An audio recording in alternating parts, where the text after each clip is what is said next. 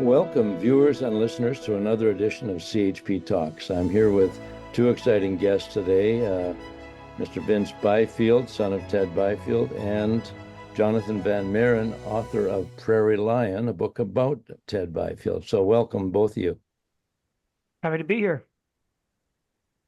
Great to be back.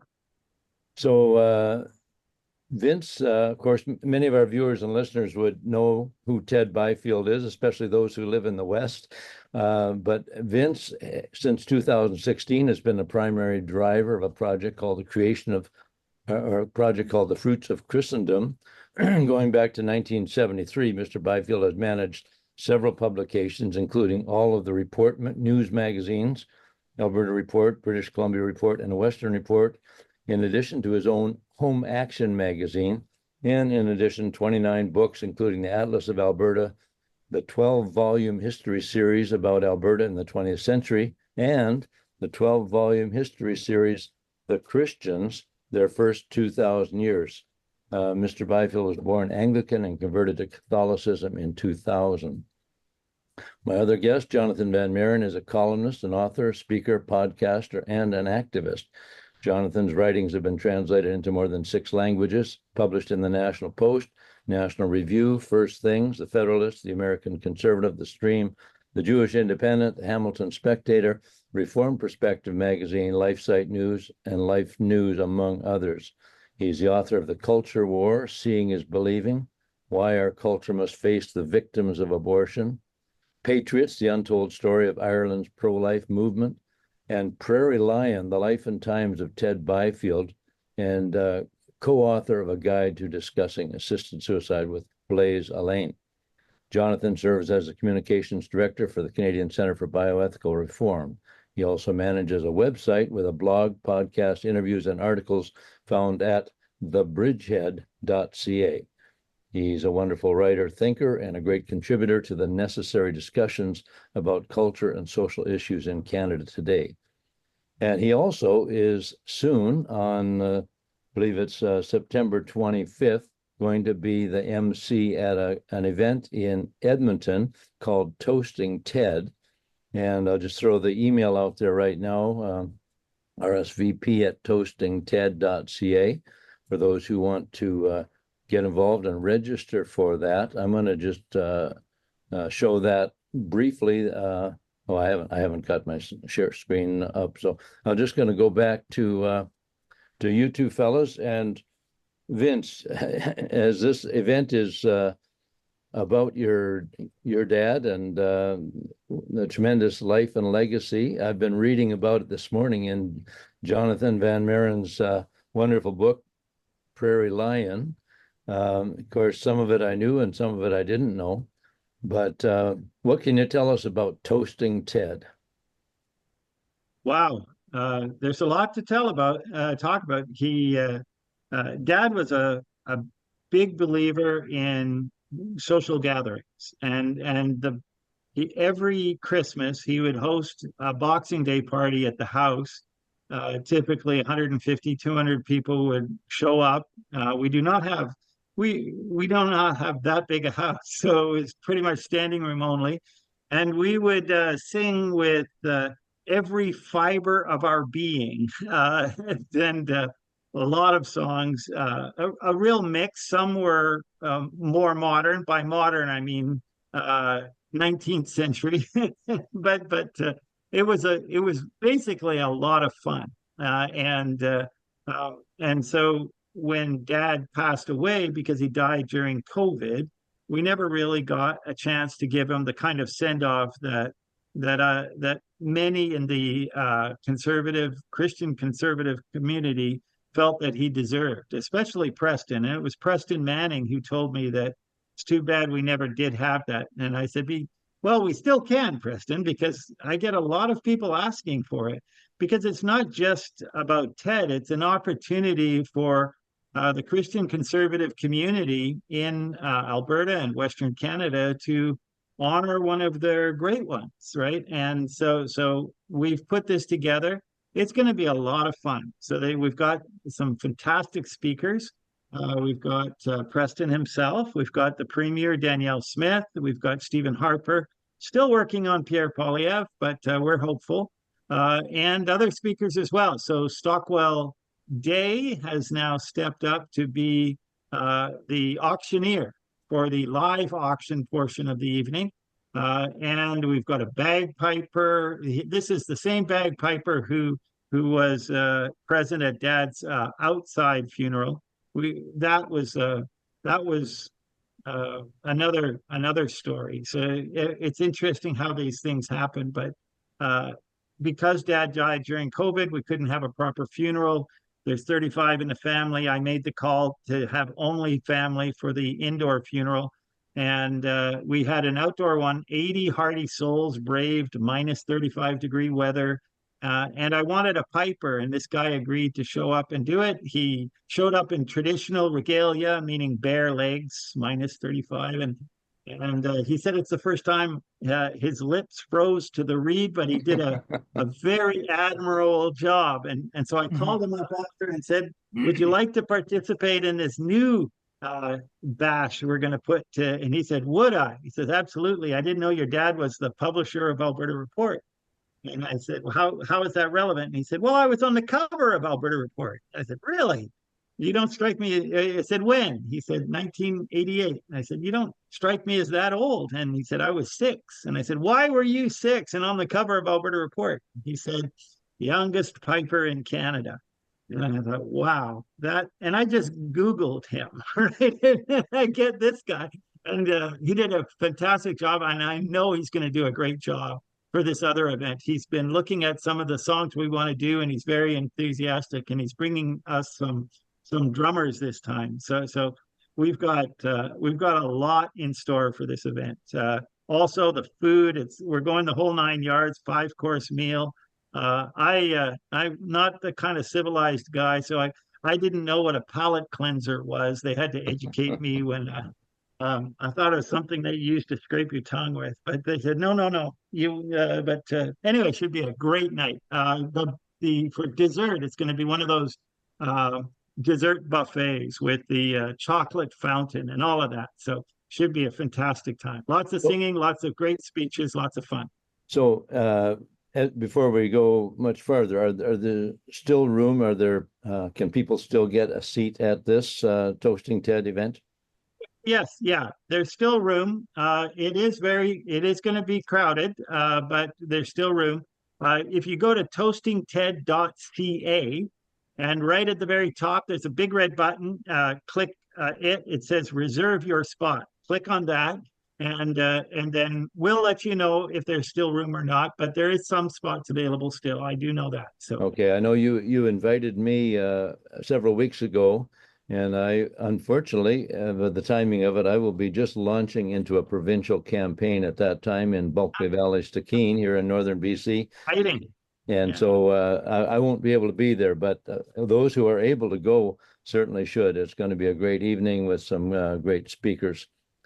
And, Jonathon, you've taken upon yourself to write this tremendous book, Prairie Lion. I see a copy behind your shoulder there, and you spent hours interviewing Ted, and I can't believe all the details that you gleaned from those conversations. But what do you want to say in general about your experience of interviewing Ted and gathering that information?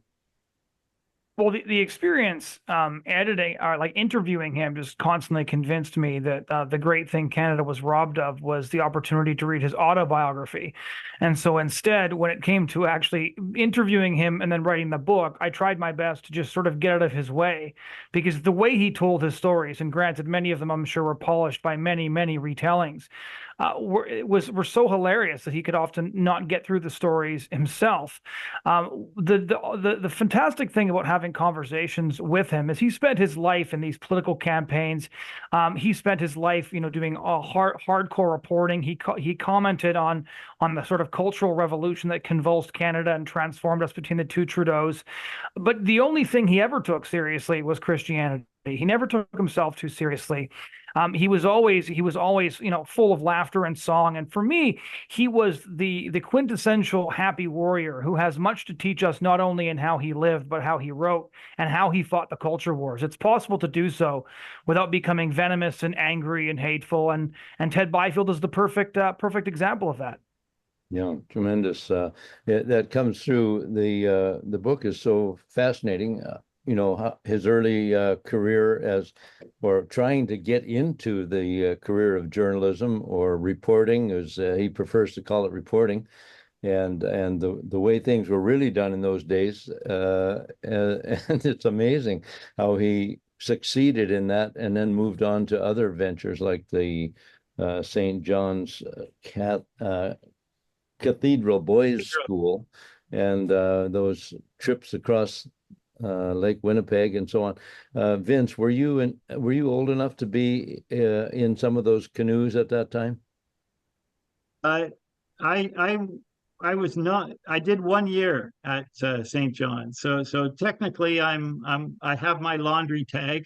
So the people don't know what that is. Is when you go to a boys' school, or at least at our boys' school, you want to when you send in your laundry to be done, you'd like to know that you're getting the same underwear back, right? So in order to do that, you would typically have a number stitched into your all your clothing, and so I did go to St. John's Cathedral Boys School. That was the first of the three schools that Dad set up with a fellow by the name of Frank Weens.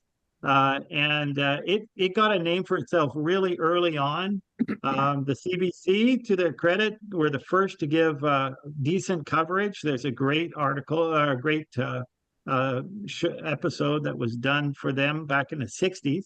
And then in the early 70s, the National Film Board did a documentary on the school called The New Boys. And then Telefilm did one of the Alberta schools. So after the Manitoba school was started, Dad came out to Alberta to set up St. John's School of Alberta. And it's from there that he drifted back into magazine publishing. And I think it's because he realized that that at that point the education system was doing such a excuse my French, piss poor job of really teaching people, especially their history, that that there was a need for news to be presented from a perspective that a Judeo-Christian perspective, right? And so St. John's Edmonton Report was born, then St. John's Calgary Report briefly, and then they merged into Alberta Report, and that's the report magazine that is best known. And then finally there was a Western Report and a BC or British Columbia Report. You may remember that. I think that I think that Jonathan grew up on BC reports, if I recall correctly. Yeah.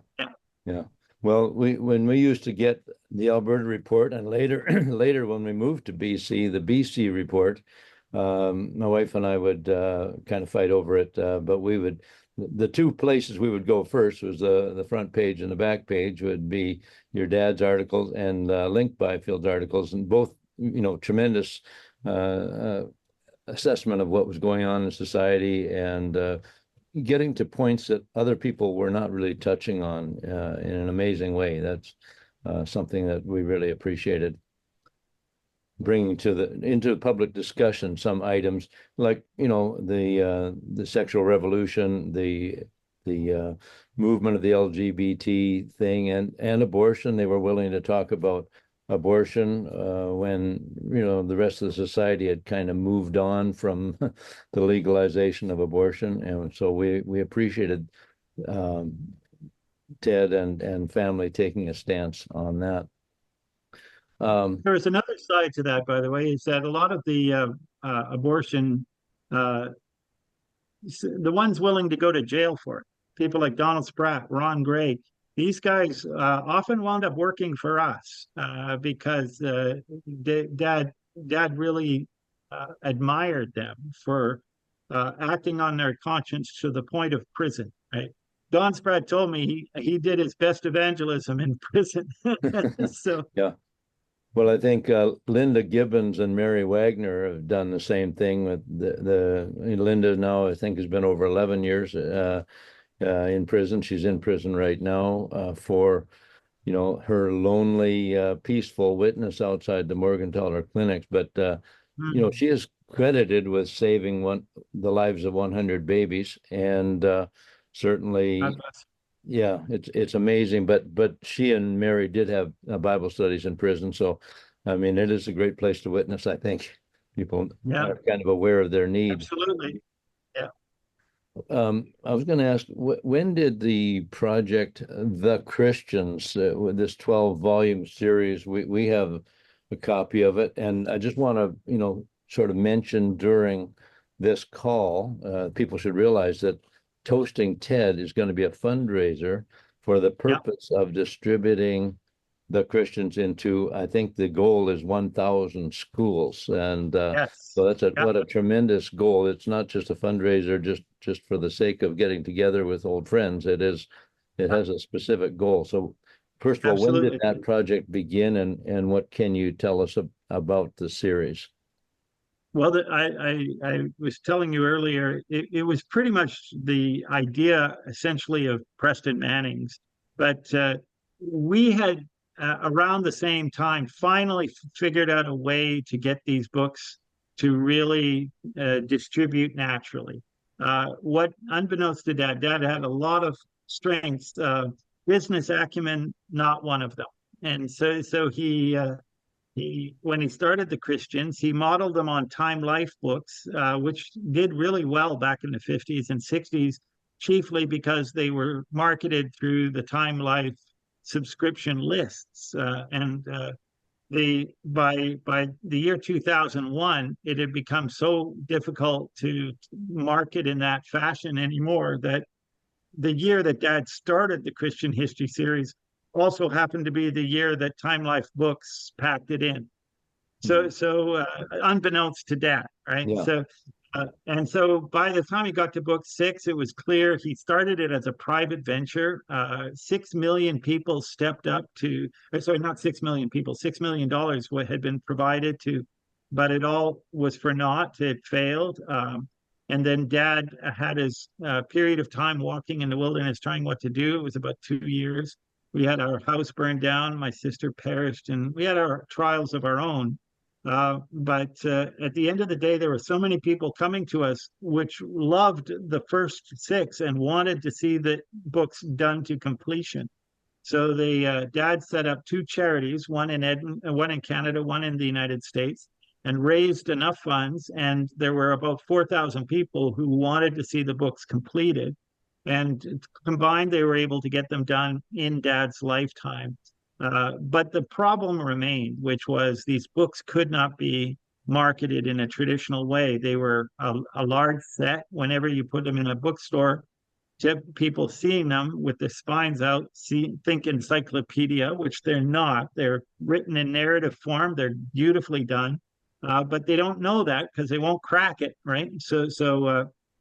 But we have had success in the school systems, and we stumble on champion after champion. Could be a principal, could be a teacher, could be the librarian, so we realized that's the way to get these books out. So we find what we do is we partner up a sponsor, someone who will donate a set of the books to a school, because schools naturally do not have a lot of money, and they're often very cautious about books. They need to be able to trust the content.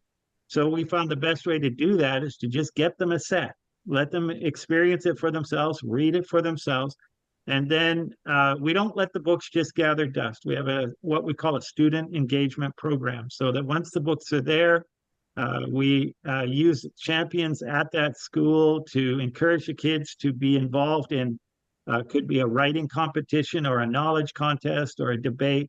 And this is working. This is helping to bring back a good, strong understanding of our Judeo-Christian heritage, which we badly, badly need. I believe we are in the process of setting up a whole new generation of leaders, which is going to help revitalize the nations of Canada and the United States and beyond.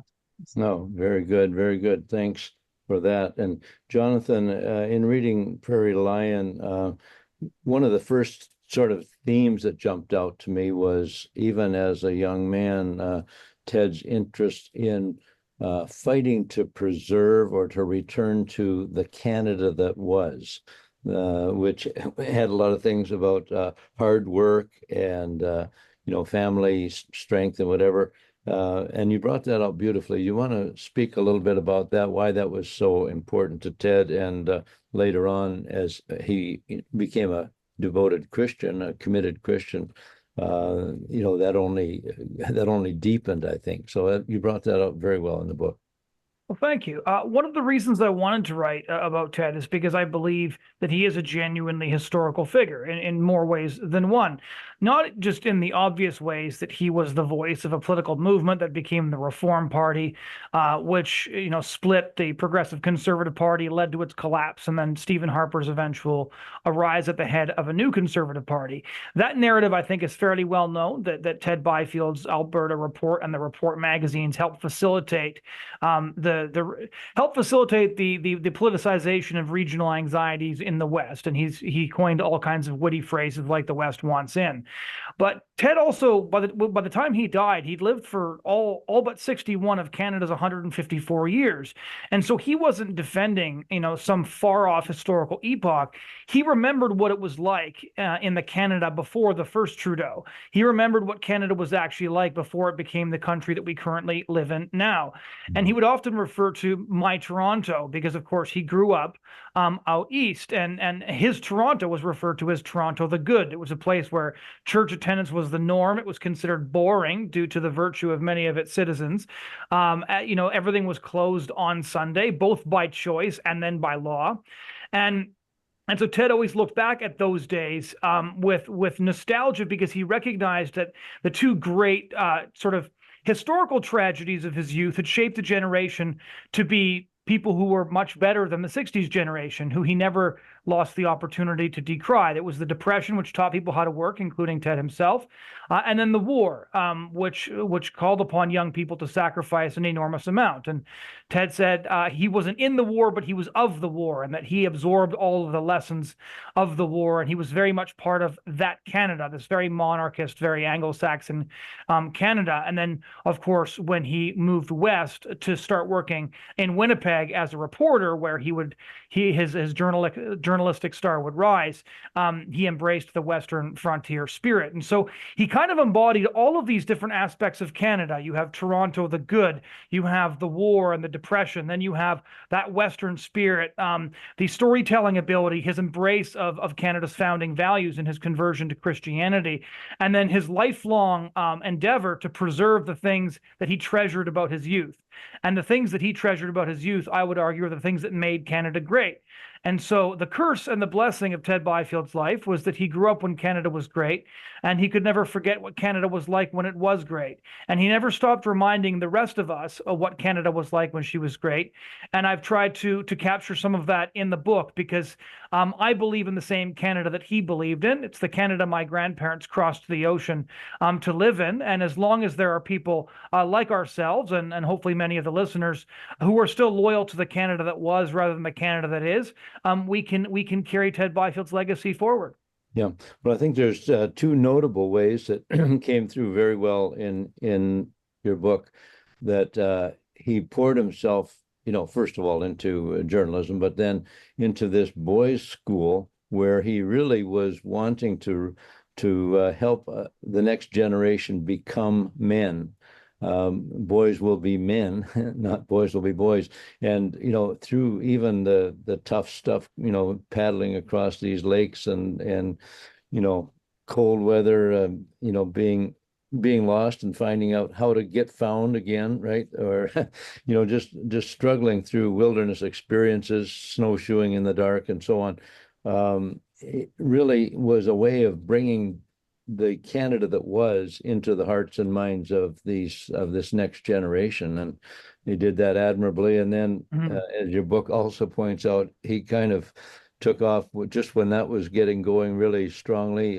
He started publishing these Western magazines because he saw that was another way of helping to retain the values of the Canada that was into the times we find ourselves today, and passing them on to not only young boys and girls, but to adults who are, able to read, and that thought it was fantastic. Well, there's two things I want to mention with regard to that. So the boys' school that he started up outside Winnipeg, and then he would find all the old voyageur routes, and they would go on these phenomenal cross-country expeditions, canoeing, doing the most brutal portages, one of which only the Canadian military had recently done successfully. Previous to that, it had primarily been the Indigenous people. But when you talk about sort of recapturing the sort of misty past of Canada's pioneer origins, you could still encounter it back then. And two of the most fascinating stories he told me was when they were hiking, or portaging more accurately, out in the wilds of Manitoba, they actually stumbled across these massive ridges, and they didn't know what they were at first. And then they realized that these were the ridges made by the original famous Red River carts, which would carry the furs to the Hudson's Bay Company. And the second story was when they were sitting around, there was a blizzard going to hit, and they came to this cabin with a little, where a little family was living on the edge of a lake, and they decided to camp there to stay out the blizzard. And they were talking to this elderly Métis man, and Ted had asked him what the last time he'd left the area was, and he said the last time he remembered people leaving the area was when Riel called and people went to fight in the Battle of Batoche. I'm talking to Ted. Ted talked to somebody who remembers the Riel Rebellion. That's how short this was. And that's how Ted's life kind of really pulls these different elements together. The one thing I think that's important to mention, just because you talked about how he very much did skip from one thing to another, right? As a very young man, he started off at the Washington Post.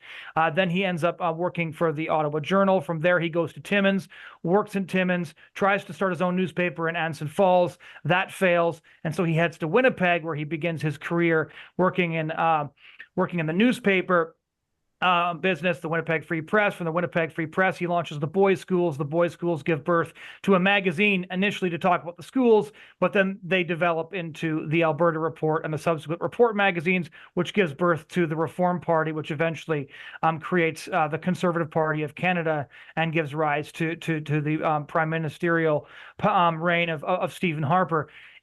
None of that would have happened, of course, if he hadn't married Virginia, who was along for this entire ride, making sure that these things actually took place, towing the kids along, making sure he didn't go completely crazy, and occasionally succeeding in that. And I'm sure I can leave it to Vince to fill in more details with that. But I think when they stare dumbstruck at his life, I think it's important to recognize that he had an unbelievably intelligent and competent and fierce woman behind him every step of the way, just making sure all of his insane plans actually came to fruition. Yeah. To that point about my mom, Jonathan is bang on the money. Mom was actually the tower of strength behind Dad on so many levels. And I didn't realize quite how much my mom had excelled academically. She went into university with about $5,000 worth of scholarships. This is in 1946, right? So you can easily add a multiplier of at least 10 to that. And I remember I was struggling once in high school with math, and she said, I had the same problem. Math was always my worst subject. And then later, when she passed away, I was going through her stuff, and I found her old report cards. Her worst subject was 95, right? Yeah. Yeah. Very good. So, Vince, when the Alberta Report, like at a certain point, you were working in the production of that magazine and the BC Report and all the rest. What was your role, and how did that kind of, how did you slide into that role? Oh, yeah. I was actually present for the very first issue. It was a pilot edition in 1973. And I was doing cleanup. Dad really splurged. I was getting 60 cents an hour. And even then that was low pay. And I pretty much worked there every summer and often after school. And that was the case right up until the 90s, right? So I left at the very end, but worked there pretty much doing almost every position that was available, mostly on the production end initially. So there was one time, this is in the days of CompuGraphics and typesetters and paste up. For I can't remember the reason, but the whole composing room had walked out, and Dad and Mom were the only people to get the magazine out. I was the only one who knew how to run a CompuGraphic. I was 12. And so I got Dad on the CompuGraphic. I had Mom doing the paste up, and we got that issue out amazingly. It was Ken Reed, I remember, was on the cover. And I was just paranoid that Dad came from the old school of manual typewriters, and he's a two-finger typist. And these CompuGraphics, these were some of the very first electronic keyboards, and they were famous for breaking, right? They were so fragile. And there was my dad going, sorry, just waiting, praying that would make it through the night. Right? So, but it was a lot. And then later on, I gravitated to the business side of things. I felt I had two brothers who were writers, and I thought somebody should be concerned about, making sure we pay the bills, right? So that. I did write, but not that often. And I can write, but my natural instinct is more to be behind the scenes. Right? Yeah, well, fantastic. And at this Toasting Ted event, there's going to be these politicians, Stephen Harper, Danielle Smith. Is Jason Kenney going to be there as well, or is he part of it? So Jason, no, he's going to be in India for a business trip. He's had to decline. He really wishes he could come. Yeah. And I'm trying to get him to do a video. I believe the same is now the case for Stephen. He was trying to get out of a commitment, so we may have to do a video for him. But we have other speakers, and actually, what we have are all the writers. Jonathan would know, like when he was doing the book. Unbeknownst, Dad proved to be a phenomenal training ground for a lot of writers. And there was a story once, Ken White, who was the first editor of the National Post, and later became the editor of Maclean's magazine, and then a VP for marketing or communications for Rogers. Now runs his own publishing house, Sunderland. He once spotted the fact that all 5 of the top magazine awards nationally went to former Alberta Report writers, and Wow. and so he said he said, if you really want to learn how to write, you don't go to Ryerson, you go to the School of Ted. So, Right. Well, one thing I noticed also, Jonathan, in your book, and having to do with the skill of writing, and you could see that through the book, the people that Ted was able to gather to himself, that were drawn to him, I guess, and wanted to work with him, even sometimes at very sacrificial wages or volunteer service. But you mentioned that he saw a connection. He as a young reporter, he wasn't that particular about spelling, but he became particular about it because one of his editors wouldn't tolerate misspelling.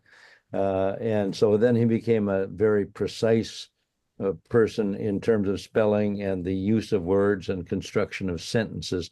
And you note that he saw a connection between the structure of a sentence and the structure of society. I thought that was very profound, that he thought if you're going to get things right at the top, you got to get them right at the bottom. So any comments about that?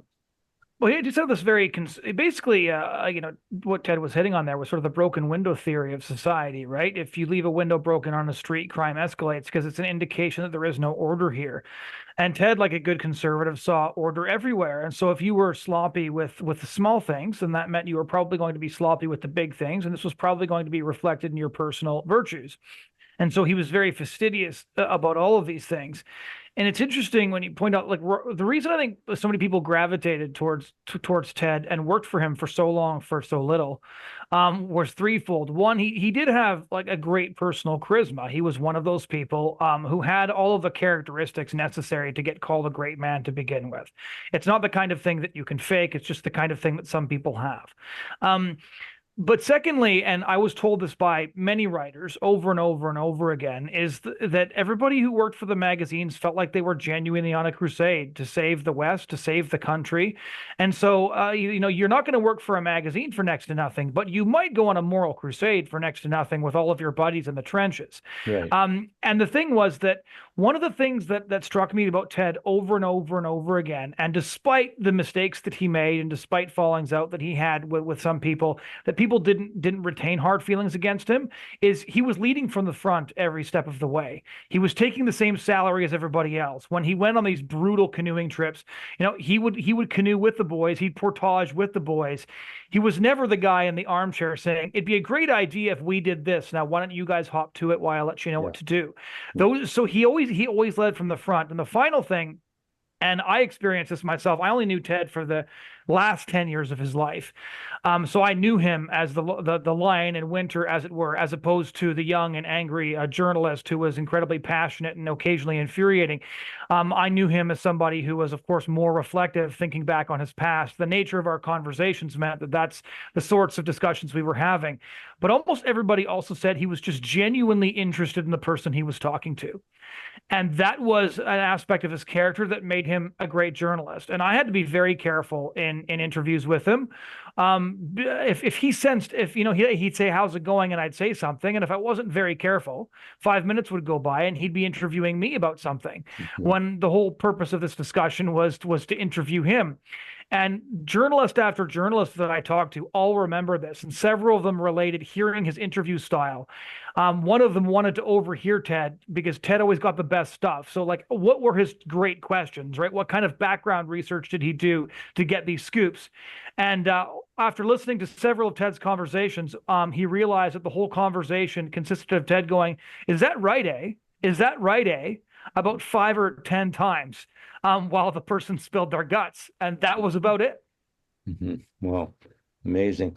Well, the folks you have coming to Toasting Ted that will be speaking there, including Preston Manning and Daniel Smith, they certainly, they all recognize that they have a debt of gratitude to Ted and the Byfield family and the Report magazines for raising awareness about some of these important issues, especially affecting the West, but general issues of interest across the country.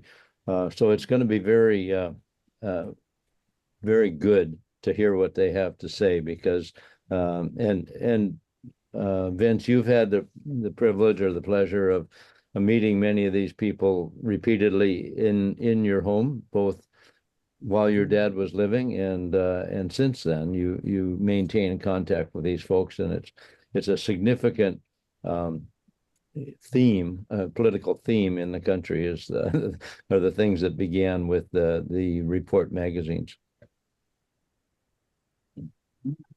Absolutely. It's sort of odd to explain it this way. I always left all things political to my brothers and my father. I tried to stay out of it. I married a woman from China, and I think I adopted the Chinese mentality, which is that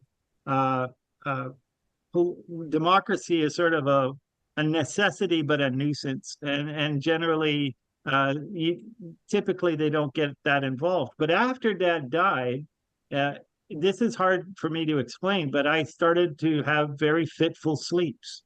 And I started to really care far more than I ever did about the political well-being of our nation.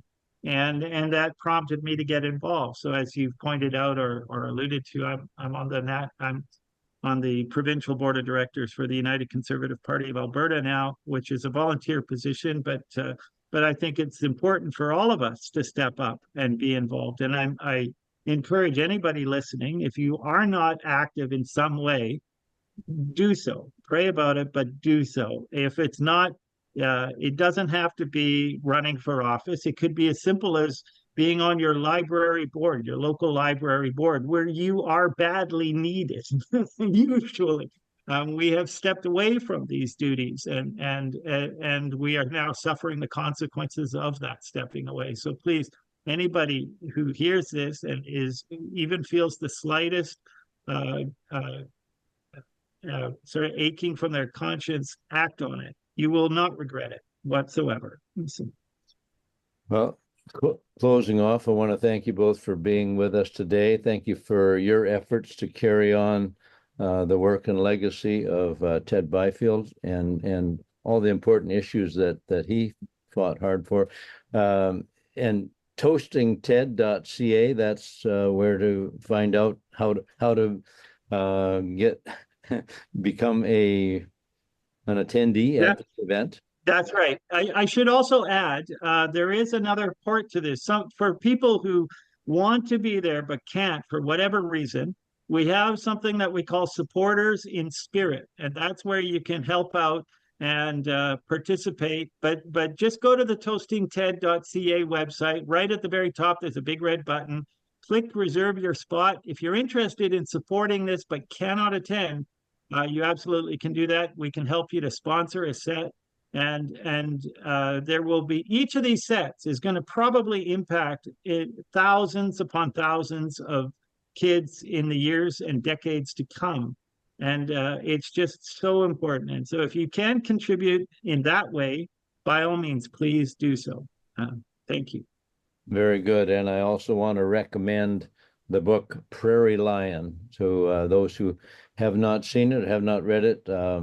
I'm sure it's available at Amazon and other places. Jonathan, anything you would like to say about the book or how to access it?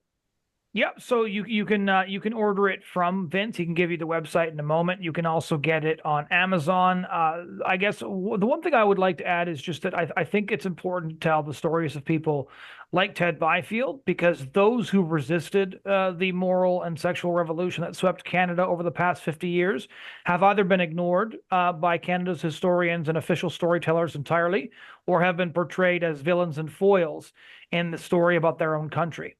And I think that Canada's Christians have to do a better job of telling our own stories from our own perspective and lionizing our own heroes. And that was part of what I was trying to do with this book. And I hope you'll read it, because I think it's a story not only worth telling, but a story worth reading. Very good. Excellent. Thank you so much. And Vince, you wanted to say something more? So the book is available online through Amazon, and we have it available on our website, which is thechristians.com. And the version we have is hardcover. Anybody who attends, there will be a complimentary hardcover copy of Prairie Lion for each table at the event. So that's another reason to come. But I just want to emphasize one more time, Jonathan did an exceptional job with that book.